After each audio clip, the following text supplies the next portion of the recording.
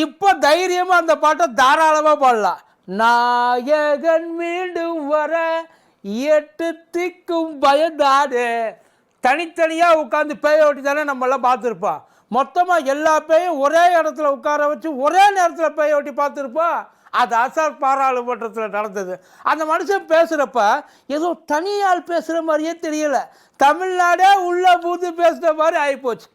பொதுவாக அந்த தேன் வந்து பாயுது காதினிலே அப்படி தானே வந்து இந்த செந்தமிழை கேட்குறப்ப வந்து பாடியிருப்பாங்க.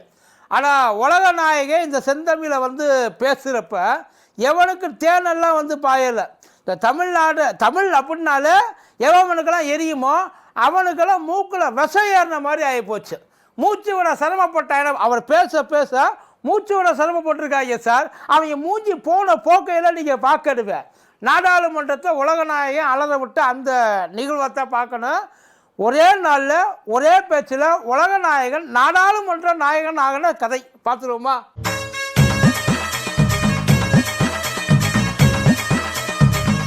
டயா பூஸ்டர் சுகரை கண்ட்ரோல் பண்ணும், உங்க ஆரோக்கியத்தை மீட்டு தரும். சர்க்கரையை கட்டுப்படுத்துறதுக்கான எளிமையான வழிமுறை, இயற்கையான வழிமுறை. அனைத்து மருந்து கடைகளிலும் கிடைக்கும். மதியம் நேருக்கு வணக்கம். இது மதியம் தர்பார் டா கூத்தடி கோப்பி. பாராளுமன்றத்தில் அடித்ததும் தமிழே, அடி வாங்கினதும் தமிழே, அந்த 2 பேருக்கு அம்பையர் பண்ணதும் ஒரு தமிழ். ஐயா கமலஹாசன் இருக்கார்ல அவர் அடிக்க, அம்மையாடி நிர்மலா சீதாராமன் இருக்காங்கல்ல அவங்க வாங்க. அதை உட்காந்து சபையில் பார்க்க முடியாமல் பார்த்துக்கிட்டு இருந்தார் இல்லையா ஐயா சிபி ராதாகிருஷ்ணன். இப்படி ஒட்டுமொத்தம் வச்சது இவங்க 3 பேருக்குள்ள நடந்த போயிட்டு. ஆனால் சார் அவர் பேசுனது பாதி பேருக்கு பாராளுமன்றத்தில் புரியாமல் தான் இருந்திருக்கும், கண்டிப்பாக இருந்திருக்கும். ஆனால் ஒருத்தர் மூச்சு விடலையே. அவர் பேசுறது அப்படியே ஆணு வாய புரியலை.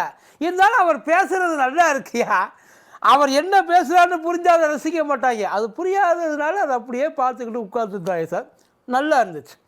அவர் சொன்ன அந்த ஒரு 3-4 வார்த்தைகள், அந்த வார்த்தைகளை விட அந்த குரல் இருக்கு இல்லைங்களா, அந்த குரலே முதல்ல காதுக்குள்ளே குண்டு வச்ச மாதிரி ஆகிப்போச்சு அவங்களுக்கு.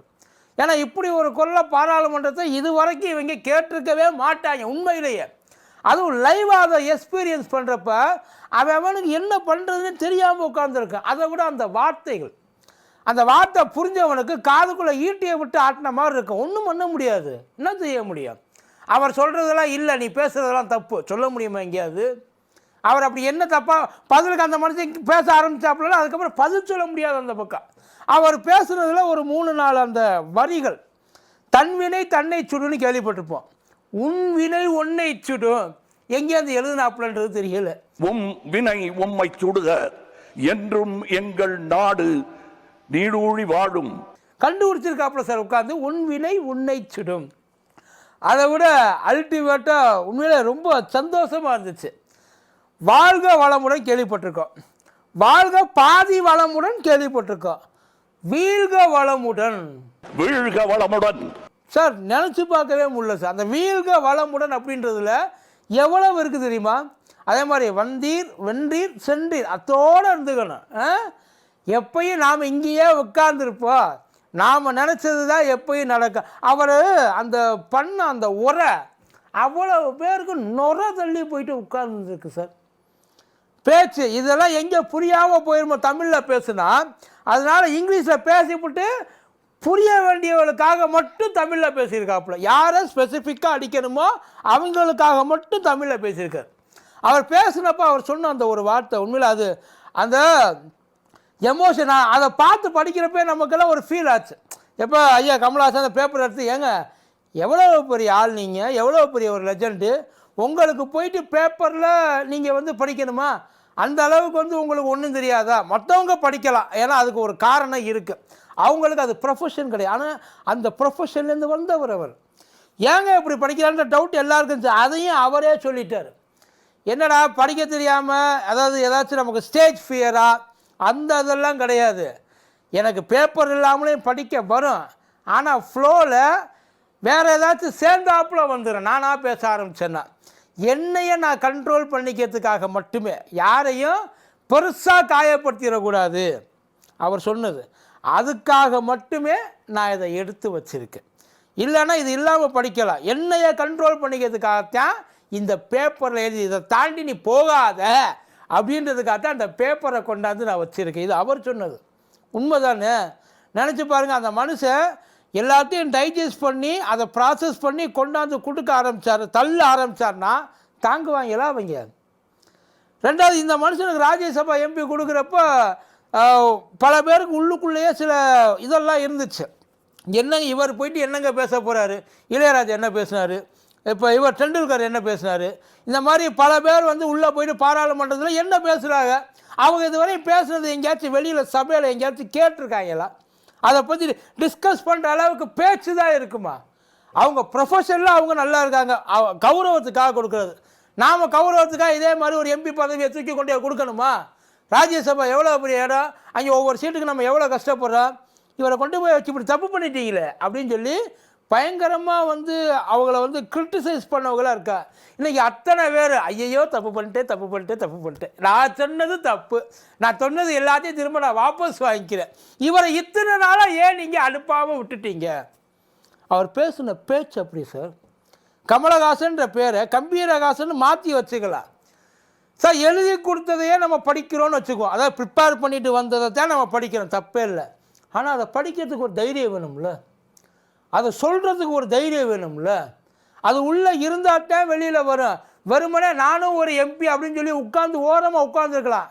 ஐயா எவ்வளவோ எம்பி நம்ம ஊர்லேருந்து எங்கேயும் போகாமல் வீட்டுக்குள்ளேயே உட்காந்துருக்காங்க ஐயா, எதை பற்றி பேச மாட்டேங்கிறாங்கய்யா, மக்கள் பிரச்சனையை பற்றி அவங்களுக்கு கவலையே கிடையாதுங்கய்யா. ஆனால் அப்படியெல்லாம் இருக்கிறப்ப ஒரு மனுஷன் யோசிச்சு பாருங்களேன். இப்போ பராசக்தின்னு ஒரு படம் வந்துச்சு, அந்த படத்தில் வந்ததை காட்டிலும் பயங்கரமான ஒரு தீயை மூட்டி விட்டு போயிட்டாப்புல. இப்போ உண்மையில் உலகநாயகம் ஒரு ஊதாங்குழல் மாதிரி ஆயிட்டாப்புல. இல்லைங்களா, ஊதாங்குழல் தெரியும் இல்லைங்களா, அதான் இந்த அடுப்பு மண் அடுப்பு வைக்கிறப்ப அந்த விறகெல்லாம் உள்ளே வைக்கிறப்ப கங்கு அணைஞ்சு போயிடும், அதுலேருந்து வந்து அந்த நெருப்பு வராது, வெறும் கங்கு அந்த ஹீட்டு மட்டும்தான் இருக்கும். அதை என்ன பண்ணுவாங்க, மறுபடியும் பற்ற வைக்கிறதுக்காக அந்த நீளமான ஒரு குழாயை எடுத்து ஊதுவாங்க. ஊதுறப்ப அந்த ஏர் உள்ளே போய் அங்கேருந்து வந்து ஃபயர் ஆகும். இதுதான் வந்து அந்த ஊதாங்குழலோட பர்பஸ். இப்போ பராசக்தி அதை ட்ரை பண்ணிச்சு, முடியலை. அந்த பராசக்தி பண்ண முடியாத வேலையை வெறும் ஒரு 15 நிமிஷத்தில் இவர் பண்ணிட்டு போயிட்டாப்புல. அந்த நெருப்பை மூட்டி விட்டாப்புல சார். தமிழ் எந்த அளவுக்கு பவர்ஃபுல்லு, உண்மையில் தமிழும் தமிழ்நாடும் தமிழர்களும் எந்த அளவுக்கு பவர்ஃபுல் அப்படின்றது அவர் ப்ரூவ் பண்ணிட்டு போயிட்டார். இப்போ அவர் ஆரம்பித்து வச்சதுக்கப்புறம் அவ்வளோ பேர் அந்த தமிழை ரசிக்க ஆரம்பிச்சிட்டாங்க. அவர் பேசின அந்த இது வரைக்கும் யாராச்சும் ஆக்சுவலி இவங்கெல்லாம் வந்து இந்த கெஸ்ட் ரோல் பண்ணுறவங்க தான். கெஸ்ட் ரோல்னால் என்னன்னு தெரியும்ல, கேமியோ ரோல், இந்த அமெரிக்க மாப்பிள்ளைகள் அந்த மாதிரி. இந்த மாதிரி செலிப்ரிட்டிஸ்க்கு வந்து எம்பி பதவி கொடுக்குறது அப்படின்றது ஒரு கெஸ்ட் ரோல் தான். ஏன்னா அவங்க அதில் இருக்க மாட்டாங்க, ரொம்ப நாள் நிற்க மாட்டாங்க, அவங்கள வந்து ஒரு பொருட்டாகவே மதிக்க மாட்டாங்க. ஆனால் இவர் கெஸ்ட் ரோல் இல்லை, எங்கே போனாலும் மறுபடியும் நான் தான் ஹீரோ சார். நினச்சி பாருங்க சார், இது வரைக்கும் யார் போயிருந்தாலும் இப்படி அந்த அளவுக்கு வந்து பயங்கரமாக எவ்வளோ பேர் வந்து எப்படி சொல்கிறாங்க தெரியுமா, அண்ணாவுக்கு அப்புறம் ஒரு பெரிய இடி முழக்கம் அங்கே கேட்டது இங்கே தான். ஆனால் ஒரு வகையில் அண்ணா சொன்னது ஞாபகத்துக்கு வருது. என்ன சொல்லியிருக்காரு, எனக்கு அப்புறம் என் ஊர்லேருந்து எவன் வந்து என்ன பேசுனாலும் நான் பேசுகிற மாதிரி தான் இருக்கும் உங்களுக்கெல்லாம் சொன்னார்ல. சொன்னதை நிரூபித்து காமிச்சிட்டாப்புல சார். ஆமாம், அவரே ஒத்துக்கிட்டார், அண்ணாவின் வழி வந்தவர்கள், எனக்கு தமிழை கற்றுக் கொடுத்தது அண்ணா தான். ஆனால் அவருக்கு எந்த அர்த்தத்தையும் அவ்வளோ தூரம் வந்து கோவம் வந்திருக்கு, தமிழை பிச்சை எடுக்கக்கூட உதவாது அப்படின்னு சொல்லி இங்கே இருந்த ஒரு ஆளே சொல்லியிருந்ததில் அதுக்கு ரொம்ப உள்ளுக்குள்ளே குத்திருச்சு. இது கிட்டத்தட்ட ஒரு பர்சனல் ரிவெஞ்ச் தான், பார்ட்டி ரிவெஞ்சில் நீங்கள் இருக்கக்கூடாது.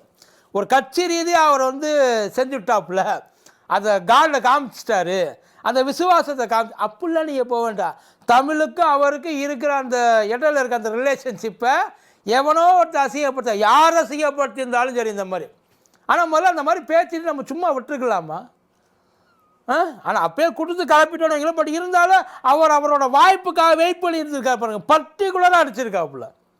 பர்டிகுலராக தமிழ் பிச்சை எடுக்க உதவாத, நீ இந்தியில் பிச்சை எடு, அதே மாதிரி தமிழ் திருடவும் உதவாதுன்ட்டாப்புல. ஒரே வார்த்தையை முடிச்சிட்டார், உங்களுக்கு தமிழ் உதவவே உதவாது. தமக்கென உங்கள் நீதியை திரட்ட ஆங்கிலத்தில் இந்தியில் பிச்சை எடுக்கலாமே. அது எல்லாத்தையும் காட்டிலும் அவங்கள பேசுகிறப்ப தான் அந்த தங்கச்சி அப்படின்னாப்புல எனக்கு அது ஒரு மாதிரி டிஆர் மாதிரி எது பேச போகிறாரு அப்படின்ற மாதிரி ஆயிடுச்சு. ஆனால் அவர் டிஆர் மாதிரி பேசலை. இந்த ஒரு நாடகத்தில் இந்த கோபின்னு ஒருத்தர் இருப்பாப்புல இல்லை, அவர் பெர்ஃபார்ம் பண்ணுவார், அம்மா நான் பொண்ணுங்களை ரொம்ப மதிக்கிறவப்பா, அவன் நான் பொண்ணுங்களை தெய்வமாக நினைக்கிறவப்பா, ஆனால் இருந்தாலும் எனக்கு இப்போ வேறு வழி தெரியலப்பா அப்படின்னு சொல்லிட்டு பொல்லான்னு விடுவோம். அப்படி இல்லை, அதே மாதிரியே பேசி தங்க தீரை மட்டும்தான் ஆரம்பித்தாப்புல, அதுக்கப்புறம் கீழே வச்சு தேய்ச்சிட்டாப்புல. இவ்வளோதான் உங்கள் லட்சணம். ஆனால் இதில் பல பேர் என்ன பண்ணிட்டாங்க, இவர் பேசுகிறது என்னன்னே புரிய மாட்டேங்குதுப்பா.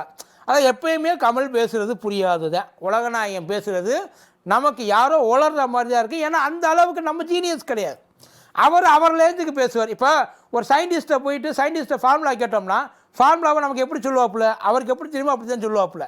அதுக்கப்புறம் நம்ம வீட்டுக்கு வந்து தான் உட்காந்து அதையெல்லாம் மண்டையை பிச்சுக்கிட்டு இதுக்கு என்ன வரும் தெரியாமல் கடைசியில் புரியாமலே வேண்டாம் எனக்கு இந்த ஃபார்முலாவே தேவையில்லைன்னு போயிடுவோம். இப்போ அவரும் அப்படித்தான். ஆனால் இன்றைக்கி அவர் அங்கே பேசுனது எல்லாருக்கும் புரிஞ்சது. யாருக்கு புரியலை தெரியுமா? புரியலைன்னு இல்லை, பிடிக்கலைன்றது. அதாவது எவெல்லாம் வந்து தமிழ்நாட்டுக்கு வந்து இங்கே உள்ள நம்மளால் வர முடியலன்னு சொல்லி காண்டில் இருக்கானோ, யாரெல்லாம் வந்து நம்மளால் இங்கே வந்து ஒரு பெரிய பார்ட்டியாக வர முடியல, காலை பிடிச்சிக்கிட்டே கிடக்க வேண்டியாக்க அப்படின்னு கவலையில் இருக்கிறாங்களா, அவங்களுக்கெல்லாம் புரியாதுதான்ப்பா அவங்க. ஏன்னா உங்களுக்கு அதை பற்றி இதை பற்றி கவலையாக இருந்தால் தானே. அவர் பேசுகிற பிரச்சனை என்னன்றது உண்மையிலே புரியலைன்னு சொல்லுங்கள். அவர் என்ன பேசியிருக்காரு முதல்ல, அவர் எதில் தமிழில் பேசியிருக்காரு, நல்ல வேலை அதுவரையும். தெலுங்குலேயும் பேசியிருக்காரு, இங்கிலீஷ்லேயும் பேசியிருக்காரு. அவர் எல்லா லாங்குவேஜ்லேயும் பேசுவார்ப்பா. எனக்கு தெரிஞ்ச அவர் இந்தியை வேணும்னே அவாய்ட் பண்ணியிருக்காரு. ஹிந்தியில் சொன்னால் அதுக்கப்புறம் உங்களுக்கெல்லாம் அதான் உங்களுக்கு நீங்கள் ஹிந்தி கற்றுட்டு போயிடுவீங்களே அந்த பக்கம். என்னை வளர்த்து என்ன ஆளாக்குன எல்லாத்துலேயும் சிறந்த எதுலேயும் குறைவில்லாத ஒரு மொழியை இவ்வளவு தூரம் நீ மொத்தமாக பேசியிருக்கிய. அப்போ அந்த கோபம் அவங்களுக்குள்ளே வரத்தானே செய்யும். உண்மையிலே அவருக்கு வந்த கோபம் ஒட்டுமொத்த தமிழ்நாட்டோட கோபம். அவர் கண்ட்ரோலாக இருக்கணும்னு நினச்சார் பார்த்தீங்களா, அந்த கண்ட்ரோலு ஆக்சுவலி தமிழ்நாட்டில் இருக்க எல்லார்ட்டையும் இருக்காது. அவர் அந்த இடத்துல இருக்கிறதுனால அவர் கூட ஒருவேளை தனிப்பட்ட முறையில் பேசியிருந்தால் அவர் இன்னும் நிறையா பேசியிருந்திருக்கலாம். அவருக்கு கட்டுப்பாடுன்றதே கிடையாமல் இருந்திருக்கும். அவனுக்குள்ளே உட்காந்து பேசுனது வேறு வழி கிடையாது. எல்லாருக்கும் சொல்லிட்டு கடைசியில் ஜெய்ஹிந்துன்னு சொல்லிட்டு முடிச்சிட்டாப்புல. ஏன்னா அதையும் சேர்ந்து, ஏன்னா அவர் ஆரம்பிக்கிறப்பயே நேஷனுக்கும் நன்றின்னு சொல்லி தான் ஆரம்பிச்சிருக்காப்புல. அவர் எந்த இடத்துலையுமே யாரையும் காந்தியை விட்டு கொடுக்கல, யாரையுமே விட்டு கொடுக்கல, அண்ணாவை விட்டு கொடுக்கல, எங்கேயுமே விட்டு கொடுக்கல, தமிழை விட்டு கொடுக்கல, தமிழ்நாட்டை விட்டு. எவெல்லாம் வந்து இதை கேவலமாக நினச்சானோ, எவெல்லாம் வந்து இதை மட்டமாக நினச்சானோ, எவெல்லாம் நம்மெல்லாம் வந்து தகுதி இல்லாதவங்க நினச்சாங்களோ அவங்களுக்கான அவங்க மேலே நடத்தப்பட்ட ஒரு மரியாதை நிமித்தமான ஒரு தாக்குதல் வச்சுங்க. அவ்வளவுதான். கொடுக்காமல் இருந்தோம்னா நம்மளுக்கு ஒன்றும் இல்லைன்ட்டுருவாங்கல்ல, கொடுத்து கிளப்பிட்டார். சினிமாவில் அவர் பேசுனதை காட்டிலும் பாராளுமன்றத்தில் பேசுகிற அந்த டைலாக் இருக்கு இல்லைங்களா, அதுக்கு தான் சில்லறையை எல்லோரும் சதற விட்டாங்க. இப்போ கொண்டாடிட்டு இருக்கு. ஆனால் இனிமே அவர் உள்ளே போகிறப்ப எல்லோரும் கொஞ்சம் யோசிப்பாங்க. கண்டிப்பாக அவரோட அந்த வார்த்தையும் அந்த உரையும் கவனிக்கப்படும். ஏன்னா இப்போ அவர் நடத்தின அந்த உரையில் நம்மளை பிடிக்காதவங்கன்னா இந்த தமிழ்நாட்டை பிடிக்காதவங்க, தமிழை பிடிக்காதவங்க, தமிழ் பேசுகிறவங்களை கண்டாலே வந்து உடம்பெல்லாம் எரிகிறவங்க, அவங்களுக்கெல்லாம் அவரோட உரையை கேட்டு நுர தள்ளி போயிடுச்சு. இன்னும் நிறையா தள்ள வேண்டியது இருக்குது, தள்ளுவாப்புல. பாப்போம். நன்றி.